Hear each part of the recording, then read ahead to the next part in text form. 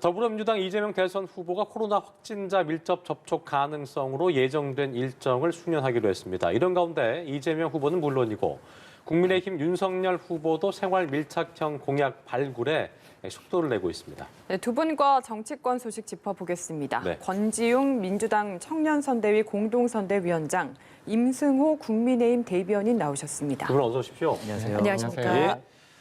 자, 이재명 후보 저희가 앞서 전해드린 대로 지하철 등 대중교통 타고 민심 탐방하는 메타버스 시즌 두 번째 일정에 돌입을 했는데 코로나 밀접 접촉 가능성이 제기되면서 일단 선제적으로 PCR 검사는 받으신 것으로 알고 있고 이게 이제 음성이 나오기 전까지는 일정은 취소한 거잖아요. 네, 그러니까 음성 맞습니다. 나오게 되면 이제 앞으로 또 어떻게 메타버스 두 번째 일정이 진행되는지부터 정리를 네. 해주시죠. 예. 우선 원래 이번 주에 이제 버스 타고 예. 지하철 타고 시민들을 만나려고 했는데 예. 안타깝게도 어제 했던 어떤 행사에 카메라 감독님이 확진 판정을 네, 받으면서 네. 저희가 이제 선제적으로 PCR 검사를 했고요. 이게 결과가 나오는 대로 음성이 나오면 이제 움직일 수 있게 됩니다. 근데 오늘은 아마 일정을 하시지 않을 것 같고 예. 내일부터 예정대로 일정을 하지 않을까 싶습니다. 네, 메타버스 시즌 2가 이제 민심 탐방인데 네. 어떤 게 좀 주로 좀 이루어지겠습니까? 어떻게? 그러니까 뭐 어제 같은 경우에는 그 보육 관련한 모임이 있었어요. 그래서 예. 아이 키우기 좋은 사회라고 하는 이름으로 모임을 했고, 그러니까 요즘 이제 사실은 남성, 그러니까 아버지도 육아휴직을 좀 쓸 수 있는 분위기가 돼야 되는데 그렇지 못한 부분 때문에 네. 여성이 주로 이제 육아를 하는 문제 등을 다루었는데 그런 식으로 이제 사실은 생활에 되게 가까운 이야기들을 들으려고 하고 있었습니다. 예. 네, 확실히 이재명 후보가 최근에는 좀 거대 공약보다는 생활 밀착형 공약들을 많이 내놓지 않습니까? 이번에도 골프장 운영을 좀 바로잡겠다라는 소확행 공약을 내놨는데 어떻게 평가하시는지 좀 듣고 싶네요. 기본적으로 어떤 국민들의 어떤 요구에 귀를 기울이는 것 자체는 긍정적으로 평가를 하고 싶습니다. 네. 하지만 최근에 너무나도 좀 현실성이 좀 떨어지지 않나라는 걱정은 듭니다. 최근에 이재명 후보가 조금 주목을 받았던 게 이제 탈모 관련 공약을 해서 그렇죠. 주목을 받았는데 네. 그것 같은 경우는 사실 저희 당의 하태경 의원이 기존에 제안을 했다가 국회에 있는 입법조사처나 예산정책처에 문의를 해보니 급여화가 어렵다라는 결론이 나서 그렇다면 이제 가발이나 탈모약과 관련한 가격을 낮추는 방향으로 가는 것이 옳겠구나라고 판단을 한 상황입니다. 예. 이런 판단을 한 이유는 이제 재정이라는 것이 굉장히 한정돼 있지 않습니까? 건보료 같은 경우에도 누적 기금이 한 2년 뒤면 적자가 난다고 하는데 이런 상황에서 과연 현실성이 있는지가 조금 의문인 것 같고요. 또 권 대변인께서 언급해 주신 어떤 육아휴직 관련 공약 그리고 말씀해 주신 골프장 관련 공약 같은 경우에도 국민들의 생활에 편의를 제공하겠다라는 것은 이해하나 그 방식이 굉장히 강제적이라는 점에서는 좀 우려스럽습니다. 예. 저희 후보 같은 경우에는 윤석열 후보 같은 경우에는 육아휴직을 확대하겠다라고 했지만 이것을 강제적으로 시행하겠다. 아빠가 육아휴직을 쓰지 못하면 엄마도 육아휴직을 쓰지 못하는 방향으로 갈 수도 있다는 취지의 발언을 해서 과연 아무리 좋은 약이라도 그것을 국민들에게 강제로 입을 벌리게 해서 그 약을 투여하느냐 또는 그 좋은 약을 복용할 수 있도록 장려하느냐의 차이인 것 같습니다. 저는 그래서 이재명 후보가 이런 개인적인 기업의 어떤 정책 방향에 대해서도 골프장의 요금을 억제한다든지 아니면 육아휴직을 강제한다든지 이런 방향은 조금 지나치게 많이 하지 않나라는 생각이 듭니다. 예. 네. 지금 말씀하신 대로 뭐 국민을 위한 공약의 어떤 의도는 괜찮고 좋아 보이나 현실성에 대한 부분을 짚어주셨어요. 권 위원장께서 뭐 반론해 주신다면요. 저는 이제 정치의 과정에서 그런 논란 너무 환영할 부분이라고 생각합니다. 예. 그래서 이제 조정해야 될 부분이 있다면 당연히 조정한다고 생각하고요. 근데 이제 육아휴직 같은 경우도 강제로 해야 된다 이렇게 단정 짓진 않았고요. 그 맥락을 보면. 예를 들면 그 탈모 이야기도 해주셨는데 과거에는 치매 환자가 생기면 그것은 당연히 그 가족이 책임져야 될 문제였어요. 근데 이제 국가의 역할이 조금 더 넓어져도 되고 역량이 되니까 지금은 치매 환자가 생기더라도 많은 부분 국가가 해결해 드리고 있습니다. 저는 탈모 문제도 마찬가지라고 생각하는데요. 예를 들면 탈모라고 하는 문제가 건강보험에 포함돼야 될 가장 우선순위인가라는 질문에는 저는 여러 가지 논쟁이 있을 거라고 생각해요. 네. 근데 지금 한국이 예를 들면 젊은 시민들의 탈모 문제를 일정 부분 정도는 건강보험에 포함해야 되지 않냐라는 주장 또한 저는 일리가 있다고 생각합니다. 그 논쟁의 장을 저희가 연 것이 되게 의미가 있다고 생각하고요. 조만간 그 결론이 나지 않을까 싶습니다. 알겠습니다. 그리고 뭐 그 외에도 사실은 온라인 경력 발급 썰을 저희가 소확행으로 했는데요. 예. 보통 이제 이직이 잦은 청년들 입장에서는 매번 전에 다녔던 기관을 찾아가서 경력을 다시 증명받아야 됐었어요. 근데 그게 되게 불편한 일이거든요. 번거롭죠. 그렇죠. 그래서 그걸 아예 일원화해서 시스템을 만들고 거기에서 그냥 바로 발급받을 수 있게 하는 등 여튼 이제 생활 가까이 가고 그걸로 국민의힘과 경쟁한다고 하면 저는 뭐 어떤 일이든 좋은 일이 아닌가 싶습니다. 예.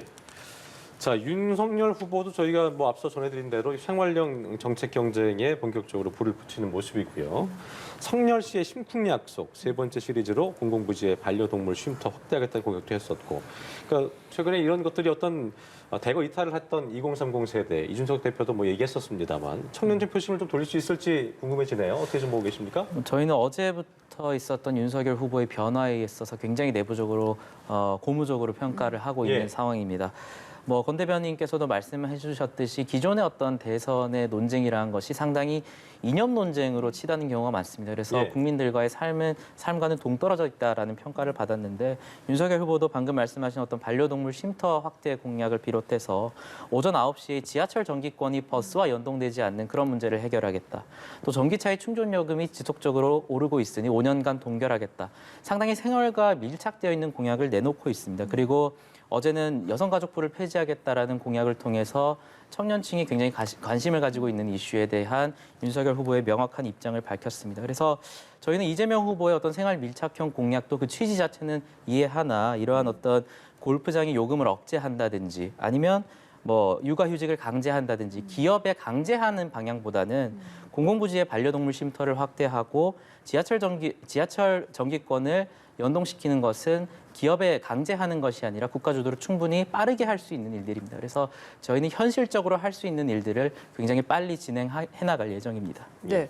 그리고 또 하나 윤석열 후보가 어제 SNS에 여성가족부 폐지 이렇게 딱 7글자로 올렸더라고요. 그렇습니다. 확실히 양 후보가 이제 청년층의 표심을 잡기 위해서 뭔가 제스처도 많이 취하고 반응도 나오고 있는 상황인데 이게 행여나 젠더 갈등이 다시 불거지는 건 아닌가 하는 생각도 듭니다. 좀 어떻게 평가하시나요? 저는 뭐 윤석열 후보께서 최근에 뭐 반려동물 쉼터라든지 아니면 전기차 요금이라든지 이런 부분을 공약하신 건 아주 긍정적으로 봅니다. 예. 근데 이제 여성가족부 폐지라고 하는 7글자를 올리셨는데 저는 이건 되게 나쁜 정치라고 생각합니다. 어떤 면에서 그렇게 생각하냐면 어떤 특정 집단을 공격하면서 자기의 어떤 지지세를 만드는 것인데 이게 사실은 이준석 대표가 해왔던 정치이기도 한데 그게 국민의힘 내에서는 어느 정도 역할을 했다고 하지만 정말 대선판에도 많은 시민들이 이런 모습을 지지해 주실 건가에 있어서는 저는 물음표예요.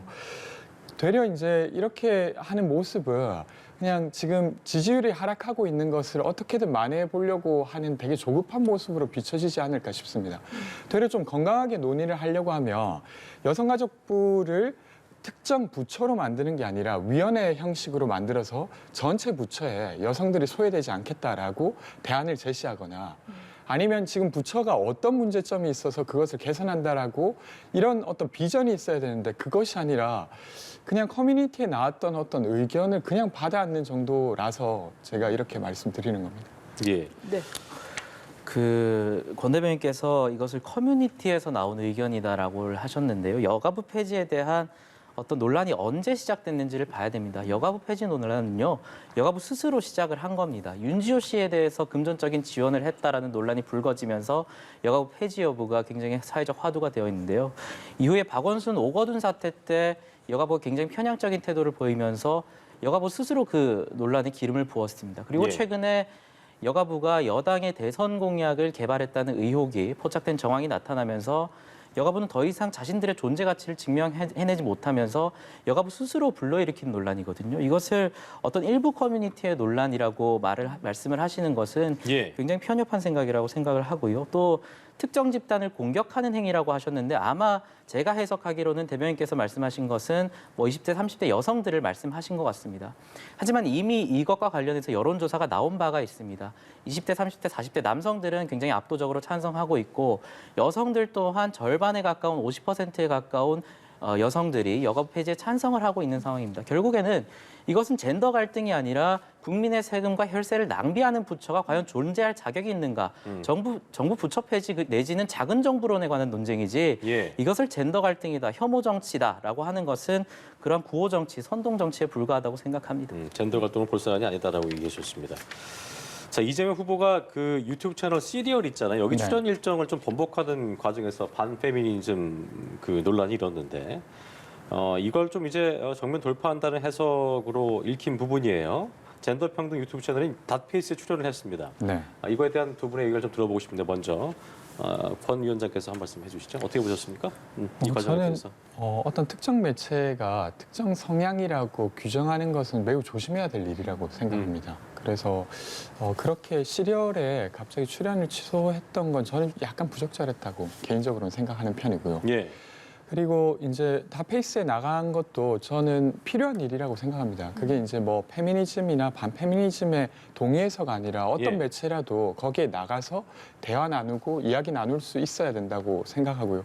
그런 면에서 긍정적이라고 생각하고 앞으로도 이런 어떤 논란들이 계속 있을 텐데 그 논란이 저는 어떤 특정 사안에 대해서 입장을 놓고 논란이 벌어지면 저는 그건 좀 건강한 편이라고 생각하는데 예. 그냥 특정 매체에 출연하는 것만으로 이렇게 논란이 붙는 것은 거기에 대해서 입장을 막 취하기가 쉽지가 않아요. 왜냐하면 한 매체라고 하는 건 매우 다양한 것을 다루기 때문에 그것이 특정 어떤 입장을 가지고 있다고 말하는 게 좀 저는 건강한 논란을 만드는 것 같지는 않습니다. 그러니까 출연 자체의 논란은 좀 건강하지 못해 보인다는 네. 말씀이셨는데 임 대변인은 어떻게 좀 제기하셨습니까? 결국에는 이재명 후보의 태도가 불러일으키는 문제라고 생각을 합니다. 뭐 닷페이스 유튜브 채널의 영상들의 내용은 분명히 뭐 젠더 평등이나 페미니즘과 관련한 내용이 맞는 것 같습니다. 그래서 뭐 출연을 하는 것 자체에 대해서 저는 비판을 하고 싶지는 않습니다. 하지만 이전에 시리얼이라는 출연을 시도하다가 여론이 비판의 문매를 받을 것 같으니 취소했다가 또 이번에는 여론이 조금 바뀌는 것 같으니까 출연을 결정한다.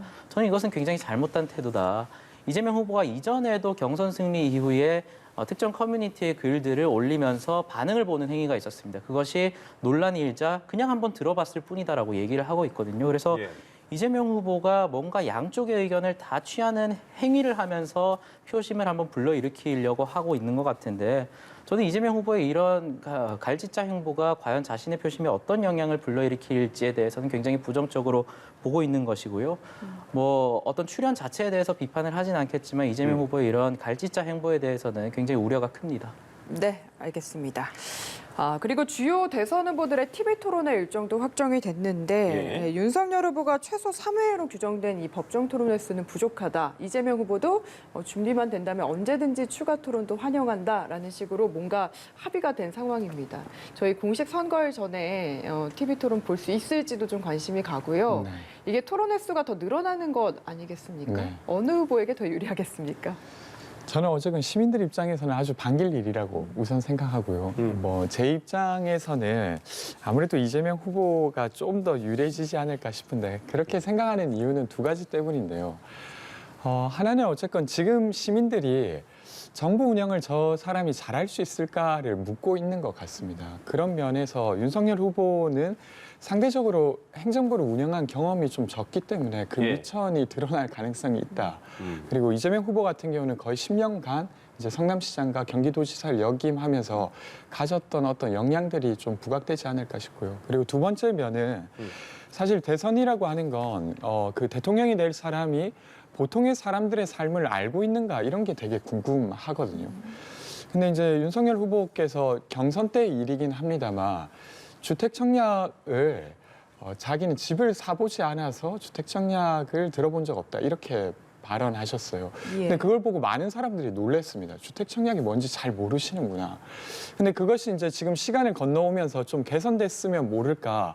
만약에 비슷한 상태라고 하면 저는 TV 토론하면서 또 불리한 위치에 서지 않을까 싶습니다. 물론 이제 국민의힘 입장에서는 대장동 이슈나 가족 이슈를 가지고 이야기를 나누려고 하시겠지만 예. 저는 최근의 선거에서 네거티브를 통해서 승리한 선거는 없었던 걸 보면 국민들이 정작 궁금한 건 그 부분은 아닐 것 같다 이런 생각이 듭니다. 네. 임 대변인 보실 때는 이번 토론회가 이루어지게 됐을 때 관전 포인트 어떤 걸까요? 뭐 저희는 윤석열 후보가 경선 때 해오셨던 그런 토론 실력만 보이면 충분히 가능할 것이라고 봅니다. 점점 나아지. 예, 윤석열 후보가 사실 경선을 시작하기 이전에 토론이 최대 약점일 것이다라는 여론의 분석이 얘기 있었습니다. 있었죠. 하지만 예. 10회 이상의 토론이 진행되는 과정에서 예. 뭐 왕자 논란 정도의 어떤 그런 토론 외의 요소에 관한 비판이 있었지만 윤석열 후보가 다른 어떤 굵직한 후보들에 비해서 못했다라는 평가를 받지는 않았거든요. 그래서 이재명 후보와 민주당 측에서는 윤석열 후보가 토론에 나오면 뭔가 자신들이 역전을 할 수 있을 것이다라는 해석을 하고 있지만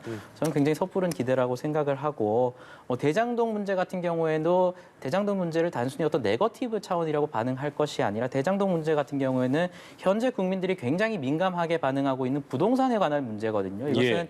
후보의 도덕성, 청렴성뿐만 아니라 과연 이재명 후보가 만약에 청와대에 들어갔을 때 어떻게 국가 운영을 할 것인가에 관한 문제이기 때문에 네. 네거티브라고 표현하시는 것은 부적절한 것 같고 저희 당 입장에서도 최근 윤석열 후보가 대장동 문제뿐만 아니라 어떤 주제든 토론을 하겠다라는 입장을 밝혔고 3회 이상의 토론이 개최가 필요하다는 입장을 밝혔기 때문에 저희로서는 굉장히 환영입니다. 예. 자, 그리고 국민의힘 얘기를 좀 해보겠습니다.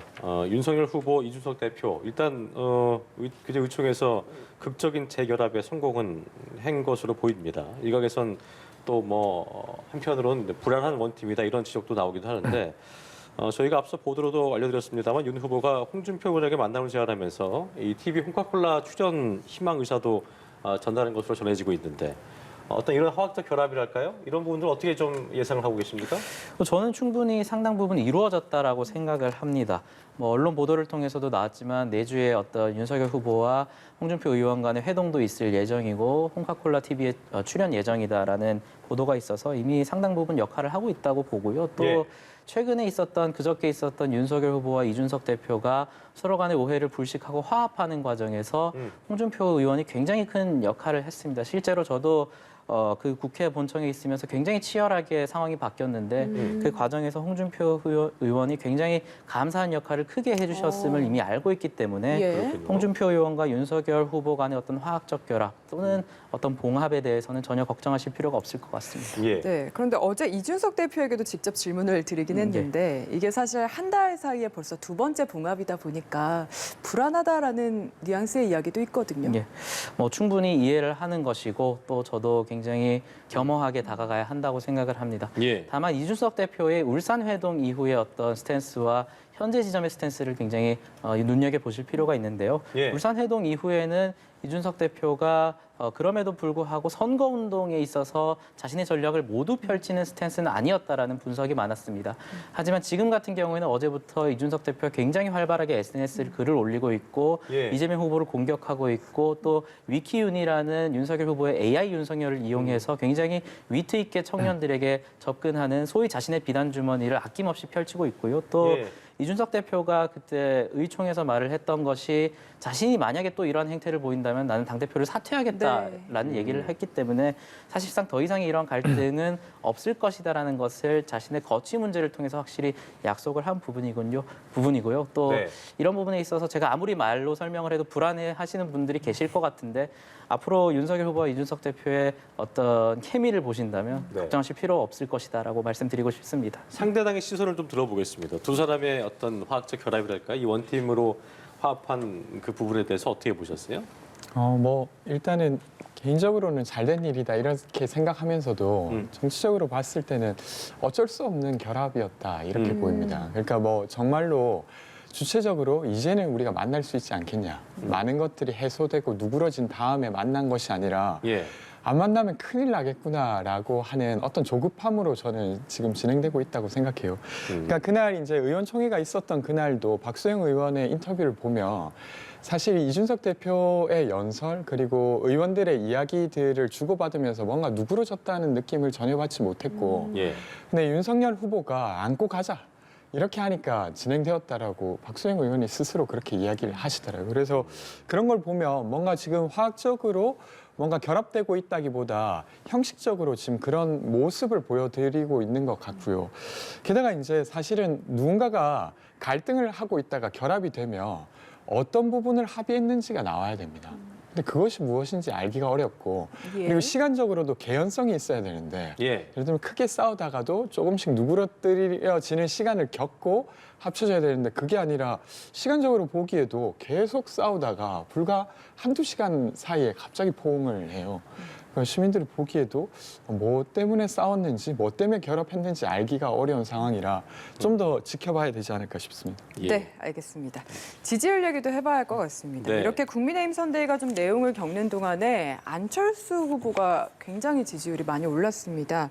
어제 한국갤럽 조사에서는 15% 선도 돌파를 했는데 예. 이게 여기서 좀 멈출지 아니면은 뭔가 추가적인 흐름이 나올지 어떻게 예상을 하고 계십니까? 저는 아마 이 안철수 후보의 15%가 이번 대선 기간에 안철수 후보가 끌어올릴 수 있는 최대 지지율을 끌어올렸다라고 봅니다. 최대치다. 예, 안철수 후보가 만약에 어떤 저희 당의 내홍이 없는 상황 또는 여야 후보가 실수를 하지 않는 상황에서 본인의 개인기로 10%를 뚫은 것이라면 그것은 굉장히 고무적인 일일 겁니다. 하지만 지금 자세하게 보게 된다면 저희 당으로서는 굉장히 가슴 아픈 일이지만 저희 당이 내분을 겪으면서 윤석열 후보와 이준석 대표에게 실망했던 분들 또 그럼에도 불구하고 이재명 후보는 안 된다라는 분들이 잠시 안철수 후보에게 머물렀다고 보는 것이 정확한 분석일 것입니다. 실제로 지금 드러나는 어떤 안철수 후보의 상승 여론조사에서 보게 된다면 안철수 후보를 끝까지 지지할 것인가라는 물음에는 상대적으로 적은 퍼센테이지가 나오고 있거든요. 그렇기 예. 때문에 안철수 후보에겐 죄송한 말씀이지만 예. 안풍이 모든 선거에서마다 안풍이 결정적으로 작용할 것이다라는 예상은 있었습니다. 하지만 실제로 과연 그 안풍이 몇 번이나 불었는가에 대해서는 굉장히 의문이 있고요. 안철수 후보는 10년 전부터 제3지대와 어떤 다른 모습을 보이겠다. 제3지대를 얘기했지만 예. 국민들에게 그 제3지대가 무엇이냐라고 물어본다면 정확하게 인식하는 국민들은 없을 것입니다. 그런 의미에서 안철수 후보에게 잠시 머물렀던 표심을 저희가 다시 가져가는 과정이 2주 내에 있을 것이라고 저는 확신합니다. 예. 네. 그러니까 지금 그 임 대변인 말을 들어보면은 그 이런 갈등의 과정에서 빠진 부분이 일시적으로 안철수 대표에게 머무른 거라는 그런 분석이셨는데 네. 동의하십니까? 네. 그 부분에 있어서는 임승호 대표님의 인식과 저도 같이 합니다. 예. 그래서 반사적으로 지금 안철수 후보에게 지지율이 이동했다고 저도 보는데 민주당 입장에서는 이게 되게 아픈 부분입니다. 그러니까 국민의힘이 최근에는 조금 시민들에게 실망을 준 것 같아요. 근데 그 실망을 민주당의 신뢰로 가져왔어야 되는데 저희가 어떤 부분이 좀 부족했기 때문에 그러지 못했겠죠. 그래서 저희가 좀 절치부심해야 될 부분이라고 생각하고요. 근데 어쨌건 이재명 후보의 지지율은 계속해서 조금씩 오르고 있습니다. 그래서 지금처럼 계속 해나가는 것을 보여드려서 좀 안정적으로 정부를 운영할 수 있는 어떤 집단이다라고 시민들을 잘 설득해야 되지 않을까 싶습니다. 네, 알겠습니다. 지금까지 권지웅 그리고 임승우 두 분과 함께 해봤습니다. 오늘 말씀 고맙습니다. 감사합니다. 네, 고맙습니다.